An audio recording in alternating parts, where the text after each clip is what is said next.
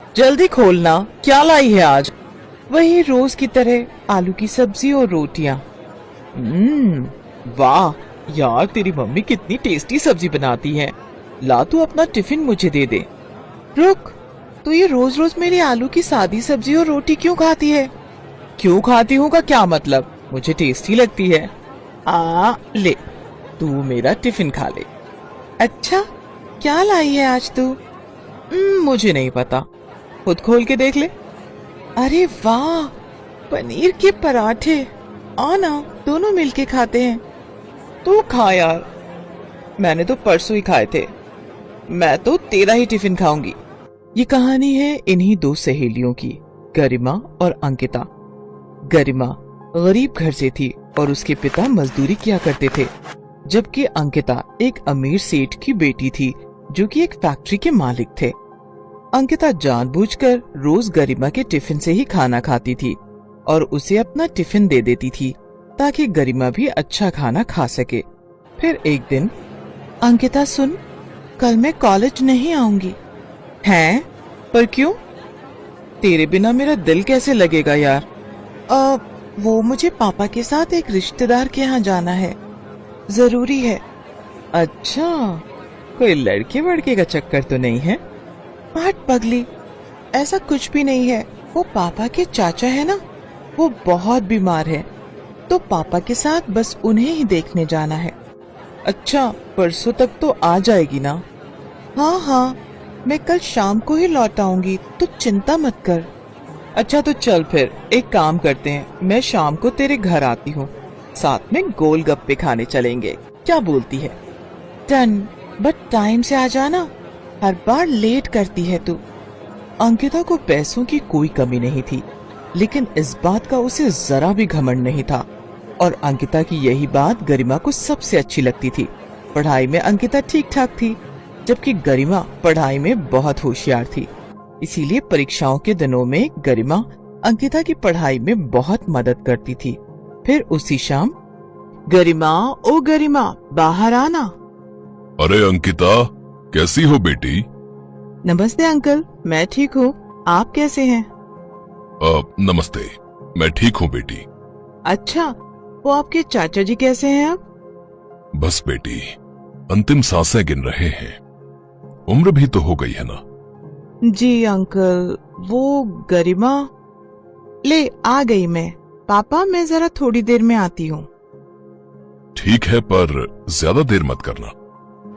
अंकिता गरिमा को अपनी कार में बिठाकर बाजार ले गई और दोनों ने जी भरकर गोलगप्पे खाए। फिर दोनों काफी देर तक बातें करती रहीं, जिस वजह से गरिमा को घर लौटने में देर हो गई। और फिर, गरिमा, तुम मेरी बात क्यों नहीं सुनती?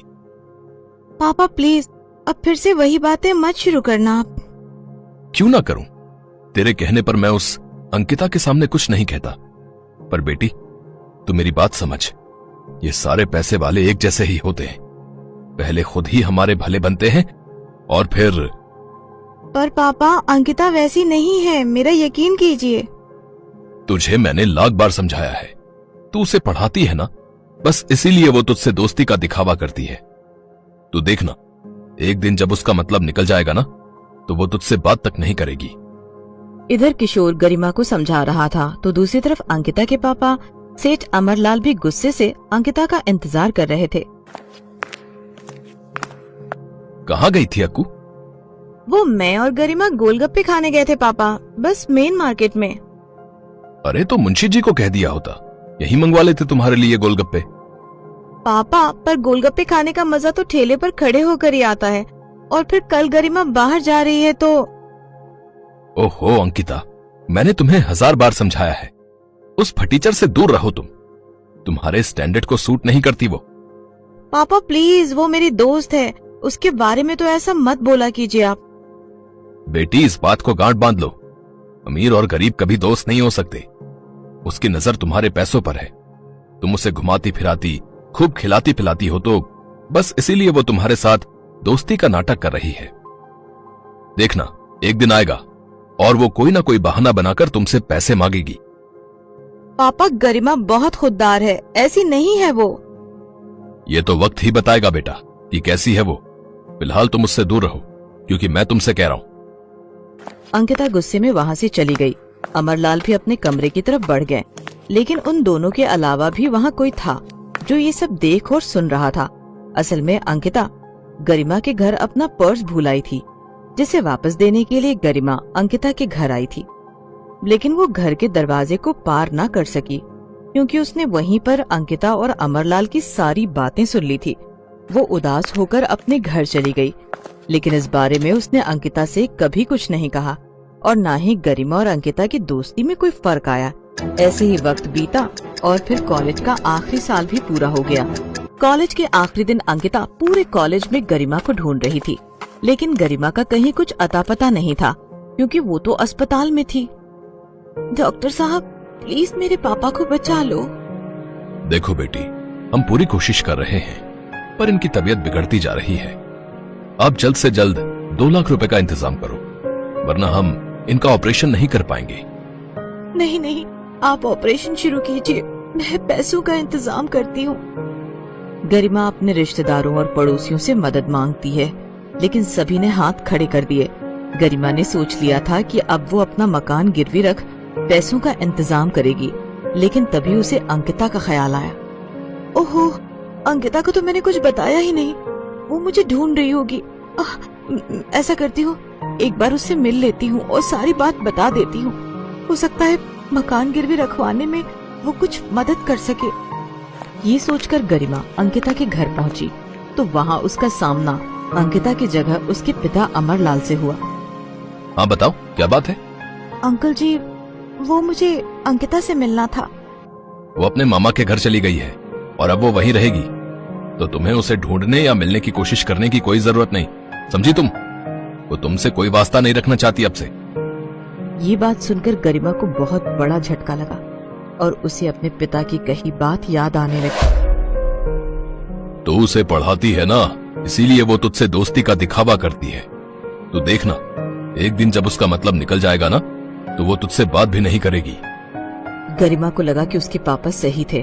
अंकिता ने उसे कभी अपना दोस्त माना ही नहीं था, इसीलिए तो वो उससे बिना कुछ कहे जब मिले ही वहाँ से चली गई। ठीक है अंकिता, तुझे लगता है कि मैं तेरी दोस्ती के लायक नहीं ना, तो अब देखना तू, मैं भी खुद को साबित करके दिखाऊंगी और उसके बाद ही तेरा चेहरा देखूंगी। गरिमा की आंखों में आग थी। उसने ठान लिया था कि अब वो कुछ बनकर ही दिखाएगी। जब उसके पापा ठीक होकर घर वापस आ गए, उसके बाद से ही उसने दिन रात एक कर दिया और पूरी लगन के साथ यूपीएससी की तैयारी में जुट गई। गरिमा ने पहले ही अटेम्प्ट में यूपीएससी क्लियर किया और कुछ ही सालों के अंदर वो एक कलेक्टर बन गई। जैन मैम। जय हिंद Manish, how are you? I am good ma'am. बताइए, आप मुझसे मिलना चाहते थे? जी हाँ जी, वो कल दौरे पर आपने मेरे टिफिन के पनीर के पराठे खाए थे। आपको वो पराठे बहुत अच्छे लगे थे ना, तो मैंने आज आपका डिनर फिक्स किया है अपने घर पर। Me and my wife will be very happy ma'am, अगर आप आते हैं तो। हाँ, क्यों नहीं, इट्स माई प्लेजर। तो आज की शाम पनीर के पराठों के नाम? ठीक है मैम, शाम को मिलते हैं। लाल बत्ती लगी गाड़ी से गरिमा एसपी मनीष के घर पहुंची। मनीष ने उसे गेट पर रिसीव किया और फिर मनीष ने गरिमा से कहा, ma'am, meet my dear wife Ankita. पूरे 5 सालों के बाद अंकिता और गरिमा एक दूसरे के सामने खड़े थे। दोनों एक दूसरे को देखकर हैरान थे। तभी गरिमा ने मनीष से कहा, sorry Manish, I have to go, मुझे कुछ जरूरी काम याद आ गया, बहुत अर्जेंट है। मनीष कुछ कह पाता उससे पहले ही गरिमा तेज कदमों से चलते हुए अपनी गाड़ी में बैठ गई। वो गुस्से से लाल थी, तो दूसरी तरफ अंकिता वहीं दरवाजे पर खड़ी खड़ी रोने लगी। इस बात को कई दिन बीत गए। फिर एक दिन जब किसी जगह दंगे की स्थिति पैदा हो गई थी, तो मनीष वहाँ सिचुएशन को कंट्रोल करने में लगा था। लेकिन तभी एक दंगाई ने मनीष पर एक हथियार से हमला कर दिया। मनीष को फौरन अस्पताल में भर्ती कराया गया और इत्तेफाक ये था कि वो अस्पताल उसी ठीक इलाके में था जहाँ कभी गरिमा और अंकिता रहा करते थे। मनीष के घायल होने की खबर सुनते ही गरिमा और अंकिता फौरन अस्पताल पहुँचे, पर पहले अंकिता अस्पताल पहुँची। डॉक्टर साहब, प्लीज प्लीज मेरे पति को बचा लीजिए। देखिए वो 1 मिनट बेटा, आपको मैंने पहले कहीं देखा है। आप तो वही हो ना जिसने उस दिन उस गरीब की मदद की थी? हाँ, अंकिता, यही है ना आपका नाम? हाँ जी सर, पर आपने वो बात किसी को बताई तो नहीं ना? नहीं बेटी, पर तुम्हारी दोस्त आई थी बाद में। उसके हाथ में पैसे थे। सुना है अपने पिता को बचाने के लिए उसने अपना घर गिरवी रखा था, पर तुम्हारी मदद की वजह से उसका घर बिकने से बच गया। मैंने उसे नहीं बताया कि उसके पिता के ऑपरेशन के लिए सारे पैसे तुमने दिए थे। नहीं सर, वो मेरे पापा के पैसे थे। अपनी दोस्त के पापा की जान बचाने के लिए असल में मुझे अपनी दोस्ती गिरवी रखनी पड़ी। पहले अपनी प्यारी दोस्त खो दी, लेकिन अब अपने पति को नहीं खो सकती मैं। प्लीज डॉक्टर साहब, मेरे पति को कुछ नहीं होना चाहिए, वरना मैं नहीं जी पाऊंगी। ये कहकर अंकिता रोने लगी। लेकिन तभी उसके कंधे पर किसी ने हाथ रखा। अंकिता ने पलटकर देखा तो वो गरिमा थी। तेरे साथ भगवान कभी कुछ गलत नहीं कर सकता, क्योंकि हमेशा तू ही सही थी मेरी बहन। गरिमा की बात सुनकर अंकिता फौरन उसके गले लग गई और उन दोनों को देखकर मनीष भी मुस्कुरा दिया, जिसे डॉक्टर साहब ने पहले ही खतरे से बाहर बताया था।